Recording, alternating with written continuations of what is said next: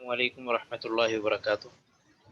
بسم اللہ الرحمن الرحیم، نحمدہ ونصلی ونسلم علی رسولہ الکریم، اما بعد۔ آج ہمارا مختصر البخاری کا چھٹا سبق ہے، اور آج کے سبق میں ہم نسبتاً ایک طویل حدیث انشاءاللہ اس کا مطالعہ کریں گے۔ درس کی ترتیب میں تھوڑی سی تبدیلی کی ہے۔ میں اس حدیث کا ترجمہ کرنے سے پہلے اس کا ایک اجمالی مفہوم آپ کے سامنے رکھنا چاہوں گا، تاکہ جب ہم ترجمہ کریں تو وہ سیاق ہمارے ذہن میں اس حدیث کا وہ موجود ہو۔ تو اور اس کے بعد پھر انشاءاللہ حدیث کا ترجمہ اور پھر مفردات کی وضاحت، اور پھر آخر میں اس کے جو اہم تشریحی نکات ہیں انشاءاللہ ان کو ذکر کریں گے۔ یہ حدیث اس چیپٹر کی آخری حدیث ہے، باب بدء الوحی، یہ جو شروع کیا تھا الی رسول اللہ صلی اللہ علیہ وسلم، اس چیپٹر کی آخری حدیث ہے۔ حضرت ابن عباس رضی اللہ تعالیٰ عنہ سے مروی ہے، طویل حدیث ہے۔ اس کا پس منظر یہ ہے کہ رسول اللہ صلی اللہ علیہ وسلم ہجرت کے بعد جب مدینہ طیبہ تشریف لے گئے تو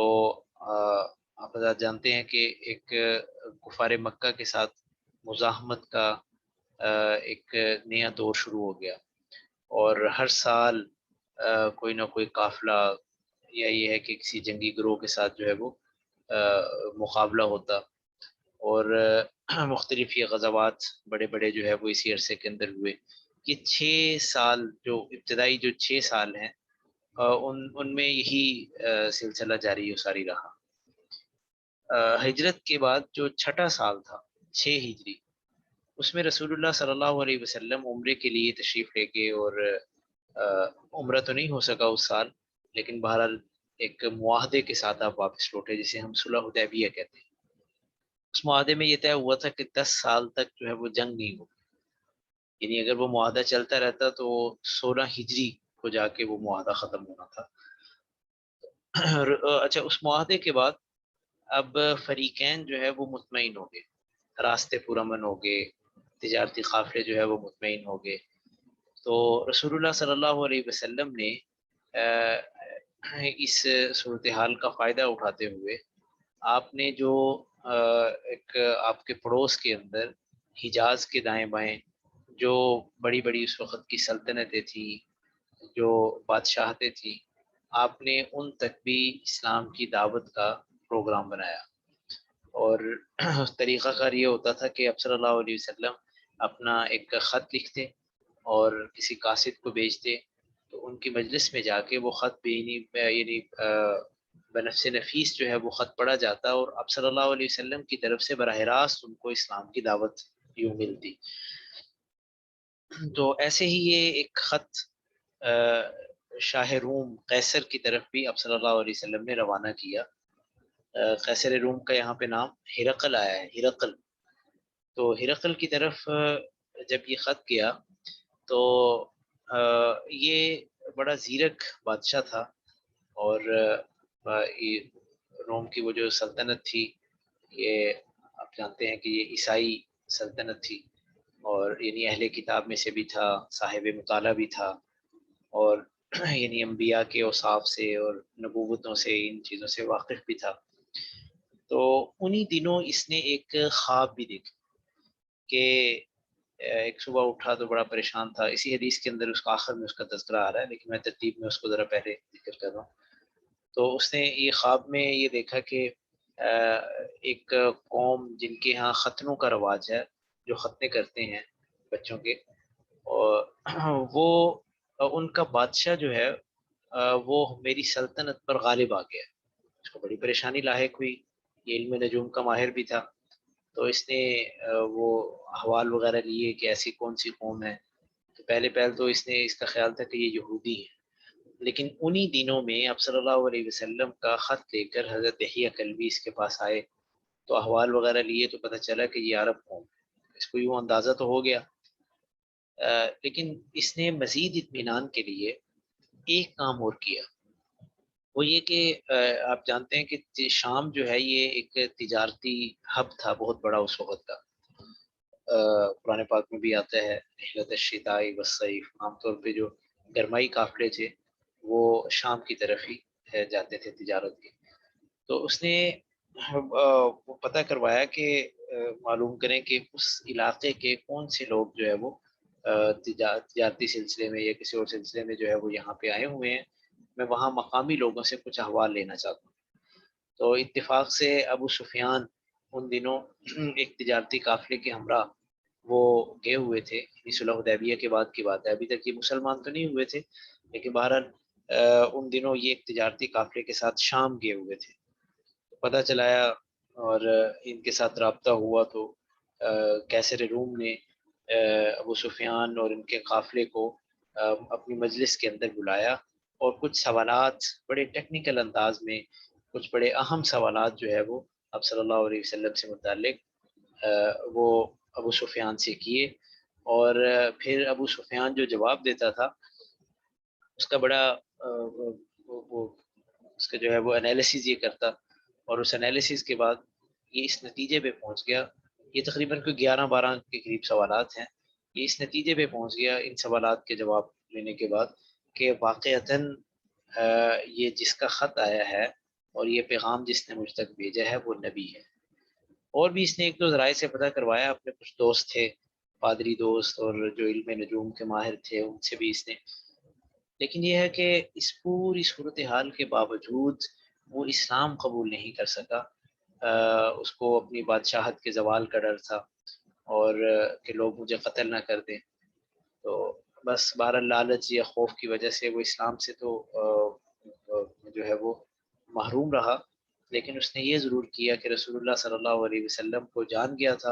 اور آپ کے خط کا بڑا اکرام کیا اور قاصد کا بہت زیادہ اس کو اعزاز و اکرام کے ساتھ اس نے وہاں سے روانہ کیا۔ تو یہ اب ہم حدیث پڑھتے ہیں، کچھ چیزیں جو ہے وہ حدیث کے ترجمے سے واضح ہو جائیں گی۔ دیکھیے ذرا میں ساتھ ساتھ متن پڑھتا جاتا ہوں، ساتھ ساتھ اس کا ترجمہ دیکھ لیجیے۔ وعنه رضی اللہ عنہ ان ابا سفیان بن حرب اخبره ان هرقل ارسل الیہ فی رکب من قریش۔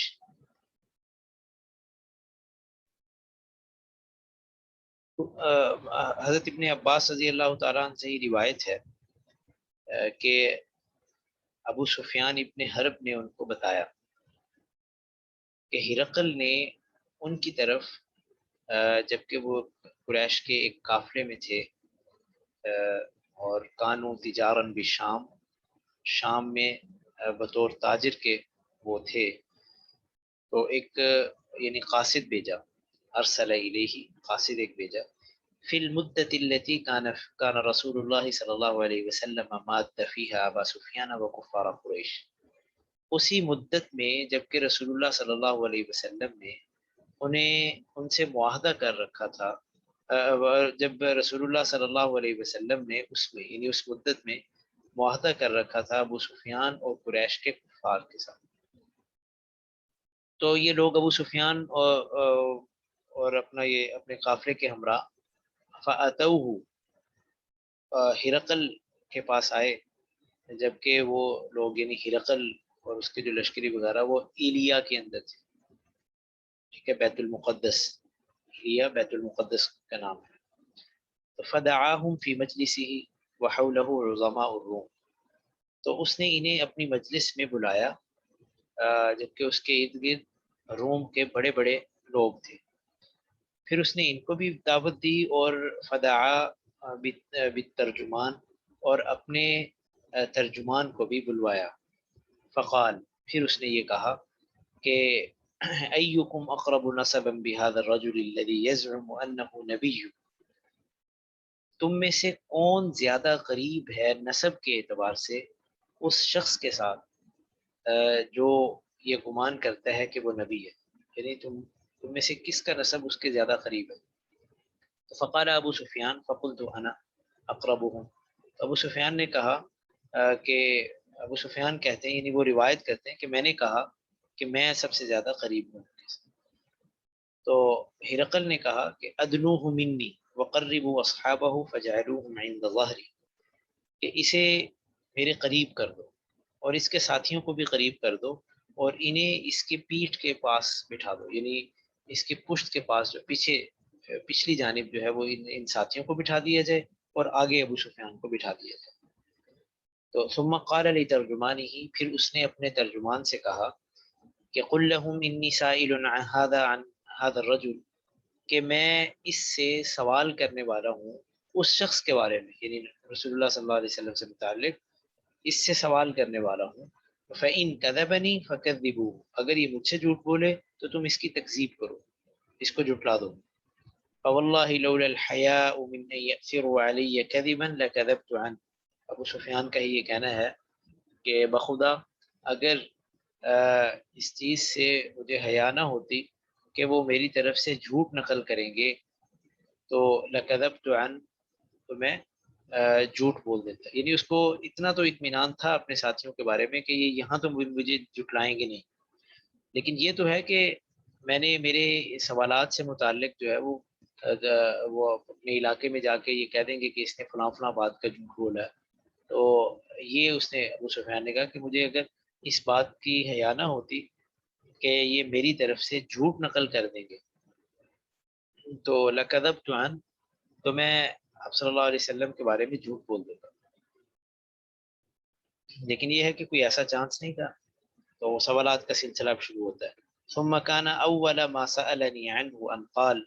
پھر پہلا وہ سوال جو اس نے مجھ سے کیا ان کے بارے میں، یعنی پیغمبر صلی اللہ علیہ وسلم سے متعلق، اس نے یہ کہا کہ کیف نسبہ فیکم، کہ تمہارے خاندان میں اس کا نسب کیسا ہے، تو قلت هو فینا ذو نسب، کہ وہ ہمارے خاندان میں ہم میں وہ بڑا عالی نسب والا ہے۔ تو اس نے کہا کہ فہل قال هذا القول منكم احد قط قبله، کہ کیا یہ بات تم میں سے کسی نے پہلے اس سے پہلے کہی ہے، یعنی اس سے پہلے اس کے خاندان میں کوئی ایسا کوئی نبی گزرا ہے اس نے بھی یہ بات کہی ہے؟ تو قلت لا، میں نے کہا نہیں۔ قال فهل كان من آبائه من ملک، تو کیا اس کے آباء و اجداد میں کوئی بادشاہ گزرا ہے؟ میں نے کہا نہیں۔ قال فاشراف الناس تبعوه ام ضعفاؤهم، کیا لوگوں میں سے جو معزز لوگوں نے اس کی اتباع کی ہے یا معاشرے کے وہ کمزور لوگوں نے اس کی اتباع کی ہے، یعنی ایلیٹ کلاس جو ہے وہ اس کی پیروکار ہے یا وہ ان کا رتبہ معاشرتی جو ہے وہ حیثیت ان کی کم تر ہے؟ تو قلت ضعفاؤهم، میں نے کہا کہ جو جو ہلکے لوگ ہیں، جو کم تر لوگ ہیں، انہوں نے یعنی معاشرتی سٹیٹس کے اعتبار سے، تو مقصد یہ کہ زیادہ تر یا یہ ہے کہ اپنے آپ، چونکہ وہ خود اسلام قبول نہیں کیا تھا تو اپنی نفسیات بھی ہوتی ہیں کہ اپنے آپ کو اور خود سرداروں کو جو ہے وہ الگ رکھنے کے لیے یہ کہہ دیا۔ تو قال ایزیدون ام ینقصون، کیا وہ بڑھ رہے ہیں یا کم ہو رہے ہیں؟ تو سفیان کہتے ہیں میں نے کہا قلت بل یزیدون، بلکہ وہ بڑھ رہے ہیں۔ قال فهل يرتد احد منهم سخطة لدينه بعد ان يدخل فيه، اس نے کہا کہ کیا ان میں سے کوئی مرتد ہو جاتا ہے، یعنی اپنے دین پر ناراضگی کا اظہار کرتے ہوئے یا ناپسند کرتے ہوئے اپنے دین کو، اس میں داخل ہو جانے کے بعد؟ تو میں نے کہا نہیں۔ اس نے پھر کہا کہ کیا تم فہل تتہمونہ بالکذب قبل ان یقول ما قال، کیا تم اسے جھوٹ کی تہمت تم لگاتے تھے اس پر اس نے جو کچھ کہا ہے اس کے کہنے سے پہلے، قبل اس کے کہ وہ کہے جو کچھ اس نے کہا، یعنی اس کے جو یعنی دعوی نبوت سے پہلے کیا تم جھوٹ کے ساتھ اس کو متہم کرتے تھے کہ وہ جھوٹا ہے، یا آپ کے سامنے کبھی کوئی ایسا واقعہ ہوا ہو کہ اس نے جھوٹ بولا ہو؟ تو قلت لا، میں نے کہا نہیں۔ قال فهل يغدر، تو پھر اس نے کہا کہ کیا وہ بدہتی کرتا ہے؟ قلت لا، میں نے کہا نہیں۔ ونحن منه في مدة لا ندري ما هو فاعل فيها، البتہ ہم اس سے ایک ایسے دورانیے کے اندر ہیں، ایک ایسی مدت میں ہیں کہ ہم نہیں جانتے کہ اس میں وہ کیا کرنے والا ہے۔ ما فاعل فیہا، ما ہوا فاعل فیہا، کہ اس میں وہ کیا کرنے والا ہے یہ ہمیں معلوم نہیں ہے۔ یعنی اب تک کی تو صورتحال یہی ہے کہ اس نے وہ بدعہدی نہیں کرتا، لیکن آج کل ایک صلح کا معاہدہ چل رہا ہے، یہی صلح حدیبیہ جو ہوئی تھی، تو ہمیں معلوم نہیں ہے کہ اس میں وہ بدہدی کرے گا یا یہ ہے کہ اس معاہدے کو پورا کرے گا، یہ ہم نہیں جانتے۔ تو یہ یہاں سے ابو سفیان نے تھوڑی سی وہ ڈنڈی ماری، بلکہ وہ آگے وہ بتاتے بھی ہیں کہ قال ولم يمكنني كلمة ادخل فيها شيئا غير هذه الكلمة، کہ اس بات کے علاوہ یعنی کوئی بات میرے لیے ممکن نہیں تھی کہ میں اسے اس کلام کے اندر، اس گفتگو کے اندر میں اسے شامل کر سکوں، اس میں داخل کر سکوں، غیر هذه الکلمہ، اس بات کے علاوہ، کہ یہ جو میں نے بس بات کی نا، یہ تھوڑا سا میں نے مجمل سے، حالانکہ یعنی مقصد کہنے کا یہ کہ مجھے پتا تھا کہ اب بھی وہ بدہدی نہیں کریں گے، لیکن یہاں مجھے تھوڑا سا موقع مل گیا کہ میں وہ ذرا وہ کمنٹ اس انداز سے کروں۔ تو قالا، پھر اس نے کہا کہ فہل قاتل تم، کیا تمہاری اس کے ساتھ جنگ ہوتی ہے، تم اس سے لڑے ہو؟ میں نے کہا جی۔ تو اس نے کہا کہ کیف کان قتالکم بیہ، تو تمہاری اس کے ساتھ جنگ کیسے ہوتی؟ تو میں نے کہا الحرب بیننا و بینہ سجال، ہمارے اور اس کے درمیان لڑائی جو ہے نا وہ ڈول کی طرح ہوتی ہے، کنویں کے ڈول کی کھینچائی کی طرح ہوتی ہے، ٹھیک ہے، کبھی ایک ڈول اوپر ہے اور کبھی دوسرا ڈول اوپر ہے، تو اسی انداز سے کبھی وہ غالب اور کبھی ہم غالب، ینال منا و ننال من، تو کبھی وہ ہم سے جیت جاتا ہے، یعنی پا لیتا ہے ہم سے، ٹھیک ہے، غنائم بھی، مختلف جانیں بھی، وغیرہ وغیرہ، وننال منہ، اور ہم بھی اس سے لے لیتے ہیں، حاصل کر لیتے ہیں۔ تو قال فماذا یأمرکم، پھر اس نے یہ آخری سوال کیا، غالباً 11واں سوال، کہ وہ تمہیں کس بات کا حکم دیتا ہے، فماذا، کس چیز کا تمہیں حکم دیتا ہے؟ تو میں نے کہا کہ وہ کہتا ہے اعبدوا اللہ وحدہ، تم اللہ کی عبادت، اکیلے اللہ کی عبادت کرو، اس کے ساتھ کسی کو شریک مت ٹھہراؤ، واترکوا ما کان یعبد آباؤکم، اور جس کی عبادت تمہارے آباء و اجداد کرتے تھے، جس کو پوجتے تھے، اس کو تم چھوڑ دو، وَيَأْمُرُنَا بِالصَّلَاةِ، اور وہ ہمیں نماز کا حکم دیتا ہے، سچائی کا حکم دیتا ہے، پاک دامنی کا حکم دیتا ہے، وَالصِّلَةِ، صلہ رحمی کا حکم دیتا ہے۔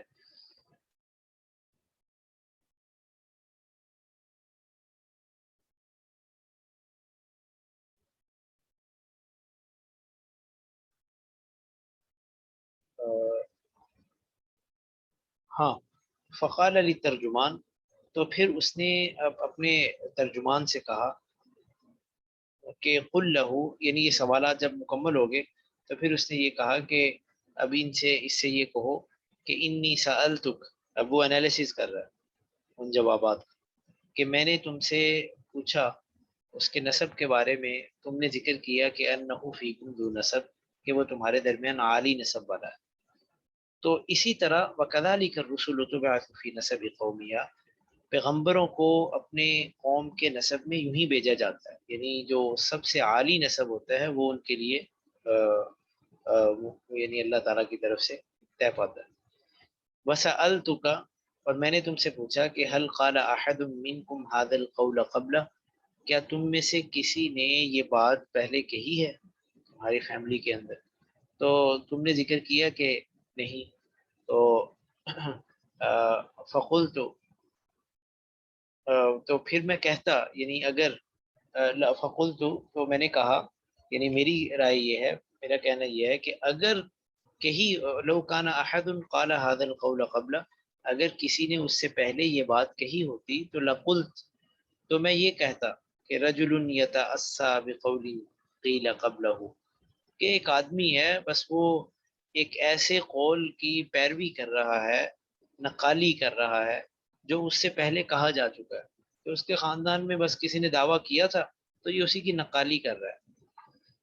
تو وسألتک، اور میں نے تم سے پوچھا کہ کیا اس کے آباء و اجداد میں سے کوئی بادشاہ ہے؟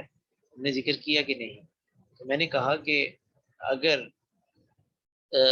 کوئی اس کے آباء و اجداد میں سے کوئی بادشاہ ہوتا تو میں یہ کہتا کہ ایک آدمی ہے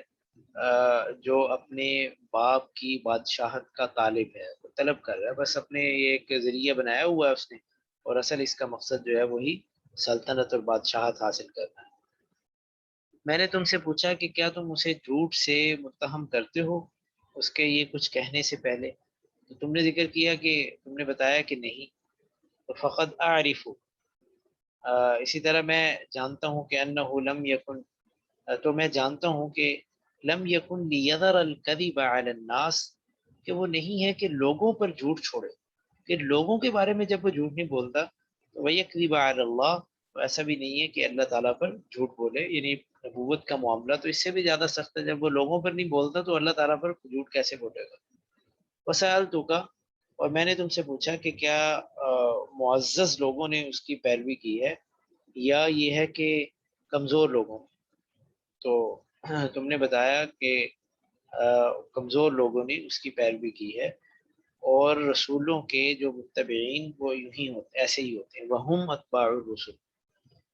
اور میں نے تم سے پوچھا کہ کیا وہ بڑھ رہے ہیں یا کم ہو رہے ہیں، تم نے کہا کہ وہ بڑھ رہے ہیں. وَكَذَلِكَ أَمْرُ الْإِيمَانِ، ایمان کا معاملہ یوں ہی ہوتا ہے، حتیٰ یتیم، یہاں تک کہ وہ مکمل ہو جائے، یعنی ایمان پھیل جائے. تو یوں ہی ہوتا ہے کہ وہ ظاہر ہے بڑھتا رہتا ہے بڑھتا رہتا ہے یہاں تک کہ مکمل ہو جاتا ہے. اَيَرْتَدُّ أَحَدٌ سَخْطَةً لِدِينِهِ بَعْدَ أَنْ يَدْخُلَ فِيهِ. اور میں نے تم سے یہ بھی پوچھا کہ کیا کوئی اپنے دین کو ناپسند کرتے ہوئے مرتد ہوا ہے اس میں داخل ہو جانے کے بعد. تم نے بتایا کہ نہیں. وَكَذَلِكَ الْإِيمَانُ، تو ایمان یوں ہی ہوتا ہے کہ حین تخالط بشاشتہ القلوب، جب اس کی مسرت وہ دلوں کے اندر سرایت کر جاتی ہے، مل جاتی ہے، تو بس یعنی پھر مرتد ہونا، واپس لوٹنا یہ مشکل ہو جاتا ہے. تو وسألتک، میں نے تم سے یہ پوچھا کہ کیا وہ بدعہدی کرتا ہے، تو تم نے بتایا کہ نہیں. تو اسی طرح رسول جو ہے وہ بدعہدی نہیں کیا کرتے. اور میں نے تم سے پوچھا کہ وہ کیا حکم دیتا ہے تمہیں، تم نے بتایا کہ انہ یأمرکم ان تعبدوا اللہ وحدہ، کہ وہ تمہیں حکم دیتا ہے کہ اللہ کی عبادت کرو، اس کے ساتھ کسی کو شریک نہ ٹھہراؤ، اور وہ تمہیں روکتا ہے بتوں کی پوجا سے، ان کی عبادت پرستش سے، عبادت سے. اور وہ تمہیں نماز کا حکم دیتا ہے، سچائی کا دیتا ہے، پاک دامنی کا دیتا ہے. تو فَإِن كَانَ مَا تَقُولُ حَقًّا، اگر وہ جو تم کہہ رہے ہو سچ ہے، فَإِن كَانَ مَا تَقُولُ حَقًّا، اگر تم جو کہہ رہے ہو وہ سچ ہے، تو فَسَيَمْلِكُ مَوْضِعَ قَدَمَيَّ هَاتَيْنِ، تو وہ میرے ان دو قدموں کی جگہ کا عن قریب مالک بن جائے گا. وقد كنت اعلم انه خارج، اور میں یہ جانتا تھا کہ وہ نکلنے والا ہے. لم اکن اظن انه منکم، لیکن میں یہ نہیں جانتا تھا، میرا یہ گمان نہیں تھا کہ وہ تم میں سے ہی ہوگا. فلو اعلم انی اخلص الیہ، اگر مجھے معلوم ہوتا کہ میں اس تک پہنچ جاؤں گا، پہنچ پاؤں گا، یعنی اپنی جان کو سلامت رکھتے ہوئے اس کا راستہ میں تلاش کر کے اس تک میں پہنچ جاؤں، تو لَتَجَشَّمْتُ لِقَاءَهُ، تو میں اس کی ملاقات کی ہر ممکن کوشش کرتا، اس کے لیے ہر مشقت جھیلتا. وَلَوْ كُنْتُ عِنْدَهُ، اور اگر میں اس کے پاس ہوتا تو میں اس کے قدموں کو دھوتا، یعنی یہ ہے کہ اس کے ان کے پاؤں جو ہے وہ میں دھوتا احترام کے طور. ثم دعا بکتاب رسول اللہ صلی اللہ علیہ وسلم، ابو سفیان کے ساتھ اس مجلس یا اس پورے انٹرویو کے بعد اس نے پھر رسول اللہ صلی اللہ علیہ وسلم کا خط منگوایا. دعا بکتاب، خط منگوایا. الذی بعث به دحیہ، کہ جسے آپ صلی اللہ، جسے دحیہ لے کر آئے تھے. دحیۃ بعث به دحیہ، سے دحیہ لے کر آئے تھے. الی عظیم بصرہ، بصرہ کے حکمراں حاکم کی طرف. فدفعہ الی ہرقل، تو اس نے پھر بھیج دیا ہرقل کے پاس. فقرأہ، تو اس نے یہ پڑھا تو اس میں یہ تھا: بسم اللہ الرحمن الرحیم، من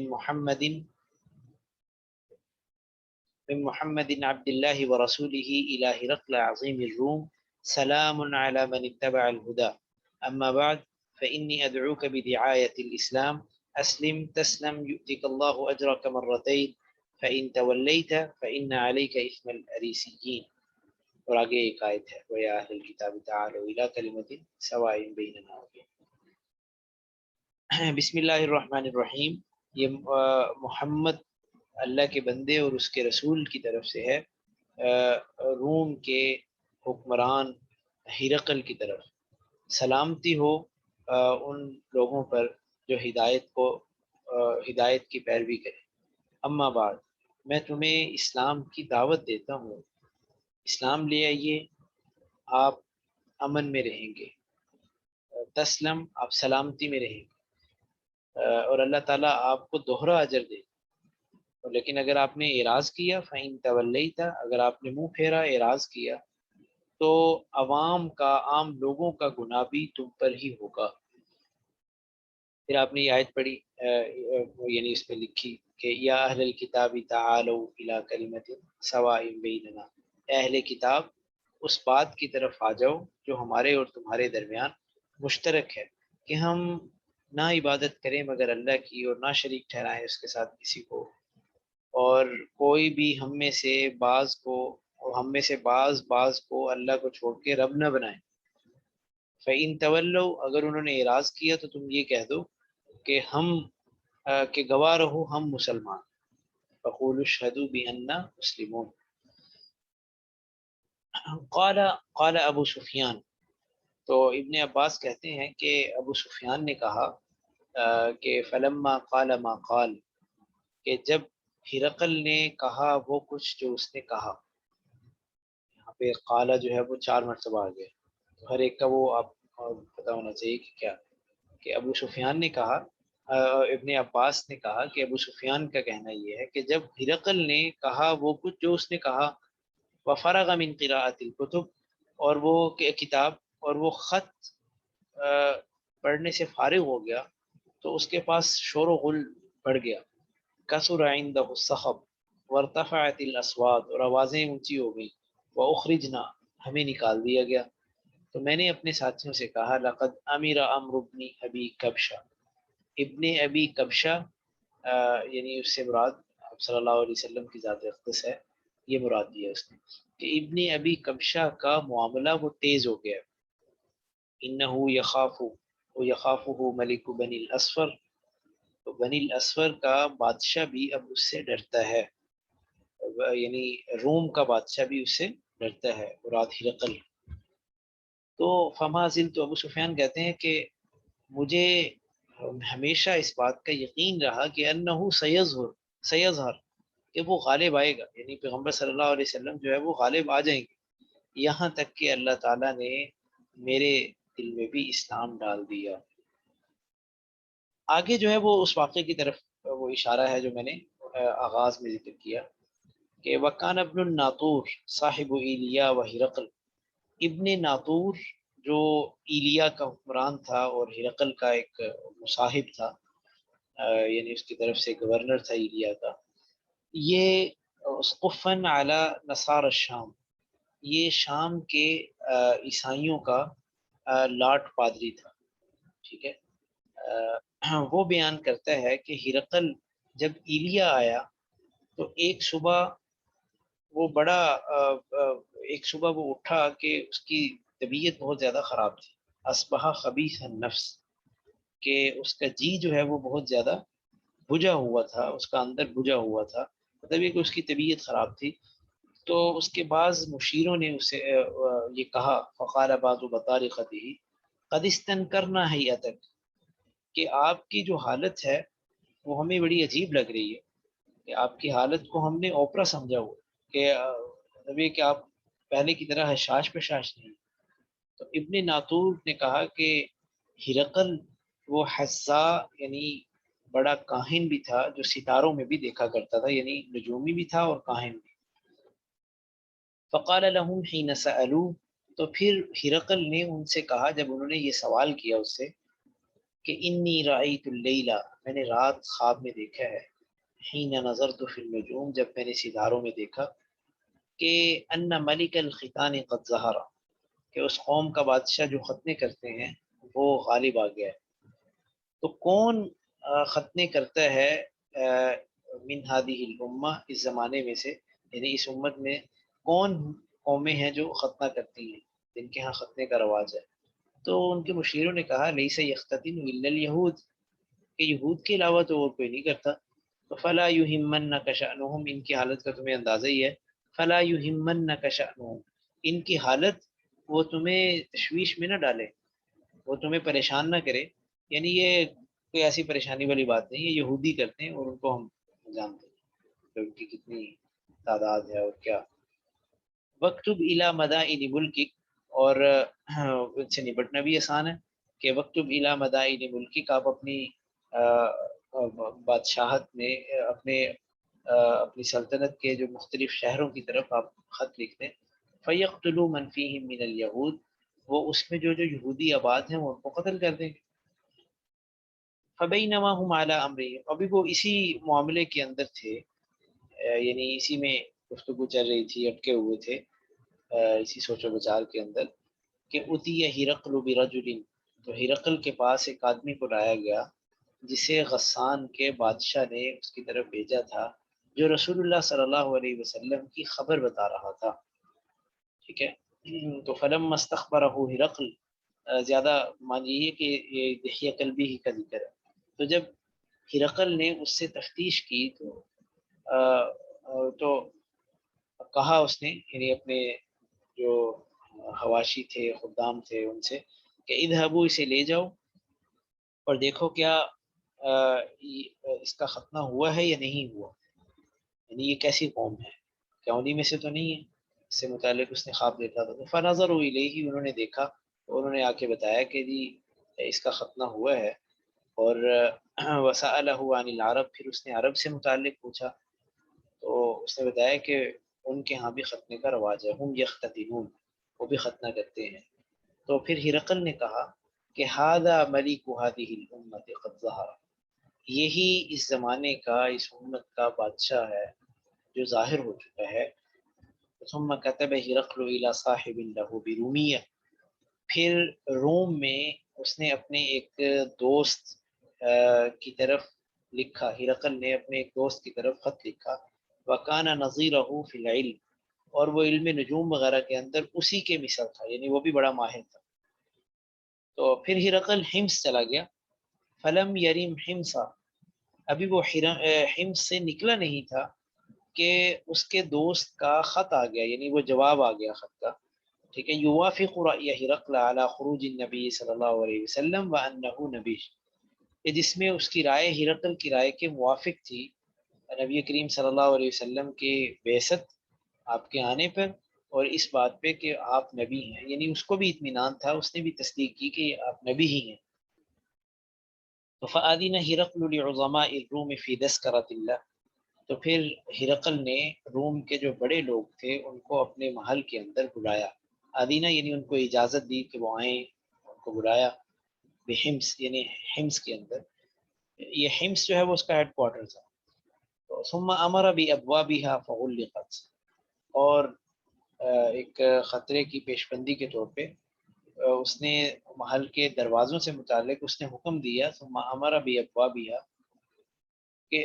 پس انہیں جو ہے وہ لاک کر دیا گیا، انہیں بند کر دیا گیا، مقفل کر دیا۔ ثم طلع فقال، پھر وہ متوجہ ہوا اور اس نے کہا کہ اے روم کے گروہ، ٹھیک ہے، اے لوگو، حل لکم فی الفلاح والرشد، کیا تمہیں بھی بھلائی اور کامیابی اور بھلائی میں کیا تمہیں بھی کوئی رغبت ہے؟ وَأَن يَثْبُتَ مُلْكُكُمْ، اور اس بات میں کوئی رغبت ہے کہ تمہاری بادشاہت جو ہے وہ باقی رہے۔ فَتُبَايِعُوا هَذَا الرَّجُلَ، تو اس شخص کی پیروی کر لو، اس شخص کی بیعت کر لو۔ فحاصوا حیصة حمر الوحش إلى الابواب، تو وہ بڑے بدحواس ہو کے دروازوں کی طرف بھاگے،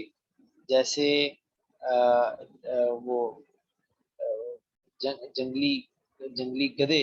جیسے جو ہے وہ بھاگتے ہیں، بدحواس ہوتے ہیں، اس انداز سے وہ بھاگے، لیکن انہوں نے اسے مغلق پایا، فوجدوها قد غلقت، انہیں بند کر دیا گیا۔ جب فلما رأى هرقل نفرتهم، تو جب ہرقل نے ان کی نفرت کو دیکھا اور وہ مایوس ہو گیا ان کے ایمان سے، تو قال ردوهم علی، ان کو میری طرف بھیجو، لٹاؤ، یعنی وہ لوگ پھر سارے واپس آئے، پھر اس نے یعنی پینترا بدلا ان کے سامنے، وقال، اس نے یہ کہا، انی قلت مقالتی آنفا، میں نے ابھی تم سے بات کی تھی، اختبر بها شدتکم، میں آزمانا چاہتا تھا تمہاری اپنے دین کے اوپر شدت، کہ تم کتنی زیادہ، اگر تمہیں کوئی لالچ دی جائے، کوئی اور پیشکش کی جائے، تو کیا تم چھوڑ دو گے یا اپنے دین پہ کاربند رہو گے؟ تو میں تمہاری شدت کو جانچنا چاہتا تھا، تو وہ میں نے دیکھ لی۔ تو انہوں نے جب یہ بات سنی تو فسجدوا لہ، ہرقل کے سامنے سجدہ ریز ہو گئے اور اس سے راضی ہو گئے۔ تو یہ ہرقل کی حالت سے متعلق یہ آخری ہے، یعنی ہرقل جو ہے وہ آخر تک پھر اسی پہ قائم رہا اور اس نے ایمان قبول نہیں کیا۔ اچھا جی، یہ ایک خیر طویل حدیث تھی، اس کا ترجمہ اور مفہوم جو ہے وہ بہت اچھی طرح واضح ہو گیا ہے۔ چند چیزوں کی جو ہے وہ وضاحت انشاءاللہ وہ آخر میں تشریحی نکات کے اندر آ جائے گی۔ تو مفردات کو ہم ذرا تھوڑا سا ان پہ ایک نظر ڈال لیتے ہیں۔ یہ جو لفظ آیا ہے ہرقل، ہرقل اس کو یوں ہی پڑھنا ہے آپ نے، ہرقل، یہ غیر منصرف ہے، اس میں عجمی نام ہے تو عجمہ بھی ہے اور عالمیت بھی ہے کیونکہ عالم ہے، اس لیے اس کے یہ غیر منصرف ہے۔ ارسل الیہ فی رکب من قریش، قریش کے ایک قافلے میں، یہ جو رکب ہے نا، راکب کی جمع ہے رکب، ایک سوار ہو تو اس کو راکب کہتے ہیں، جمع ہو تو رکب۔ تو اس میں فی رکب من قریش یہ حال واقع ہو رہا ہے الیہ کی ہی ضمیر سے، یعنی اس کی طرف پیغام بھیجا، قاصد بھیجا، جبکہ وہ قریش کے ایک قافلے میں تھا، یعنی ابو سفیان ایک قافلے میں تھا۔ ماد فیہا ابا سفیان، کہ اب صلی اللہ علیہ وسلم نے اس مدت میں ابو سفیان سے ایک معاہدہ کر رکھا تھا، یہ ہم نے بامحاورہ معنی کی ہے، ویسے اس کا معنی ہوتا ہے مہلت دینا، ٹھیک ہے۔ تو مہلت دے رکھی تھی ابو سفیان اور کفار قریش کو۔ ایلیا بیت المقدس کا نام ہے، اور سریانی زبان میں ایل جو ہے وہ خدا کو کہتے ہیں، اللہ کو کہتے ہیں۔ یہ جتنے بھی نام ہیں نا، اسرائیل، جبرائیل، اسرافیل، یہ ایل ایل جو آخر میں آ رہا ہے اس کا معنی اللہ ہی ہے۔ جبرائیل کا مثلا معنی ہے عبداللہ، اللہ کا بندہ۔ تو ایل، یا ایل اللہ، اور یا گھر کو کہتے ہیں، تو ایلیا کا مطلب ہے اللہ کا گھر، بیت اللہ۔ اچھا، یہاں پہ یہ جو لفظ آیا نا، ان کو بھی بلایا اس نے، ہرقل نے، اور اپنے ترجمان کو بھی بلایا۔ ترجمان سے پہلے با داخل کی ہے، دعا اور دعا بھی کے اندر فرق یہ ہے، دعا کا ایک ہی مفعول ہوگا، اس کو بلایا، ٹھیک ہے، مفعول بھی اس کا یہی ہے۔ اور دعا بھی ترجمانی ہی، اس کا مطلب یہ ہے کہ یہ ایک اور، یعنی مزید اس کو متعدی کر دیا، متعدی کو بھی مزید متعدی کر دیا کہ بلوایا، یعنی ان کو بھی بلایا اور اپنے ترجمان کو بھی بلوایا، طلب کیا کہ اسے بھی بلایا جائے، یعنی بلانے والا کوئی اور ہوگا، کہ مقصد یہ کہ اس کو بلوایا۔ تو یہ تھوڑا سا ترجمے کے حوالے سے یوں فرق پڑ جائے گا۔ کذبنی فکذبوہ، اس نے مجھ سے جھوٹ بولا، اگر یہ مجھ سے جھوٹ بولے تو تم اس کو جھٹلاؤ۔ تو کذبنی فکذبوہ، کذب اور تکذیب ایک مجرد ہے اور ایک مزید فی ہے، جھوٹ بولنا اور جھٹلانا، یہ ان دونوں میں فرق ہے۔ فواللہ لولا الحیاء لکذبت عنہ، ابو سفیان نے یہ کہا کہ اگر مجھے حیا مانے نہ ہوتی تو میں جھوٹ بول دیتا۔ یہ آپ نے پہلے پڑھا ہوگا یقیناً کہ لو جو ہے یہ کلمہ شرط ہے، لو لا اگر نہ ہوتا، لو اگر ہوتا، تو لو، لو لا لکھتی ہے، لو کلمہ شرط ہے۔ تو یہ عام طور پہ ایسی شرط کے لیے، ایسی تعبیر کے لیے استعمال ہوتا ہے جس میں جزا نہیں پائی جاتی، یعنی آپ یوں بیان کرنا چاہتے ہیں کہ اگر یوں ہوتا تو یوں ہو جاتا، لیکن جزا نہیں پائی جا رہی کیونکہ شرط نہیں پائی جا رہی کہ ایسا نہیں ہے، کیونکہ یہ شرط نہیں پائی جا رہی۔ جیسے وہ ہے نا، لو کان بعدی نبی لکانا عمر، اگر میرے بعد کوئی نبی ہوتا تو وہ عمر ہوتا، لیکن میرے عمر نبی نہیں ہے، لہذا میرے بعد کوئی نبی نہیں۔ اسی طرح لو کانا فیہما آلہۃ الا اللہ لفسدتا وغیرہ۔ تو اس کا جب یہ استعمال کیا جاتا ہے تو شرط کے اوپر لام اور تاکید کا آتا ہے، لکذبت عن، ٹھیک ہے نا، لفسدتا، لکان عمر۔ اچھا، ہوا فینا ذو نسب، اس کا ہم نے ترجمہ کیا کہ وہ ہم میں عالی نسب ہے، یہ عالی کا معنی ہم کہاں سے کر رہے ہیں؟ یہ در حقیقت یہ جو نسب کی جو تنوین ہے یہ برائے تعظیم کے، ٹھیک ہے، تنوین کا ایک بڑا مقصد تنوین تعظیم بیان کرنا بھی ہوتا ہے. تو آپ کسی کو بہت زیادہ عالی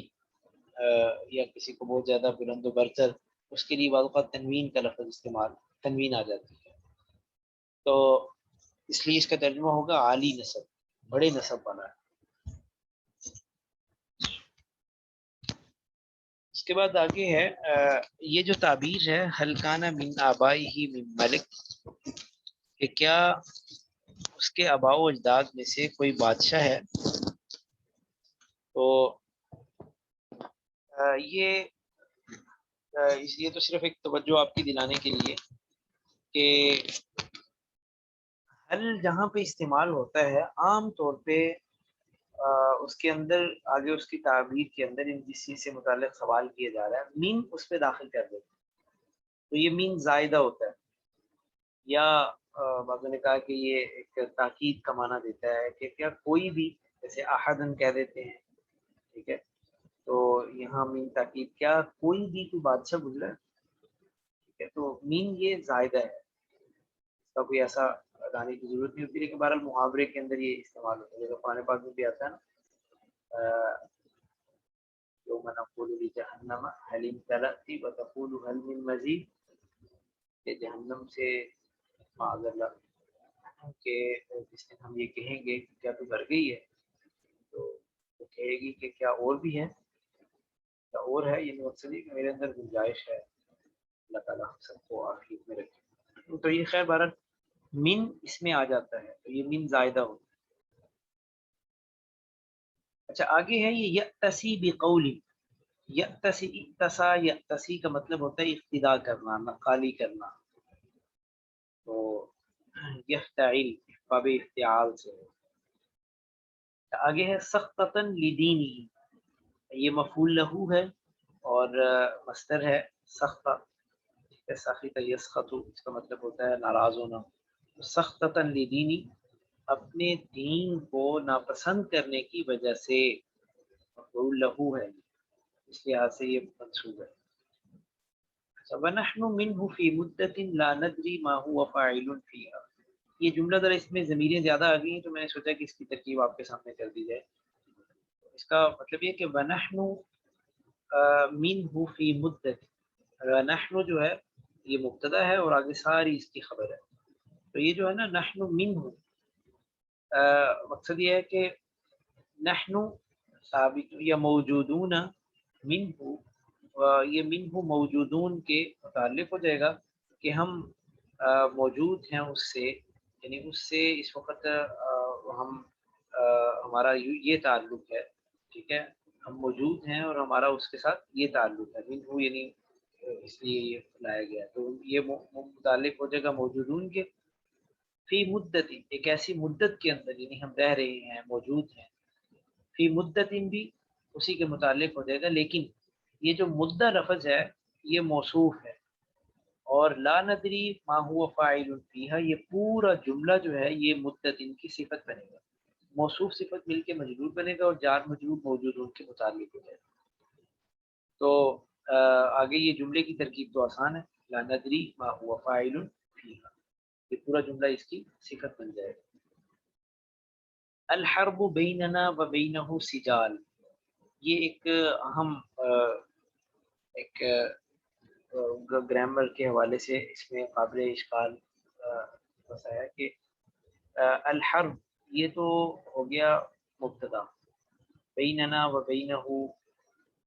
یہ ظرف بن جائے گا، ٹھیک ہے، اور سجال، سجال ڈول کو کہتے ہیں، یہ سجل کی جمع ہے.